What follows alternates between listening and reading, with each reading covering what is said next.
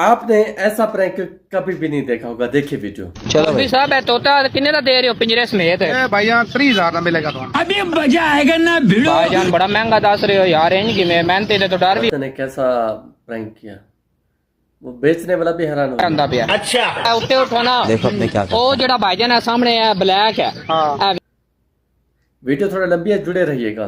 बेचा जड़े चार जोड़े ए ते चलो हो गया 20,000 रुपए दाना ते ओ किन्ने दा? 40,000 चारे 40,000 रुपए दे। साला कर क्या रहा बड़े है? महंगे दस रहे हो भाई मजा ना आए तो वीडियो स्किप कर दीजिएगा।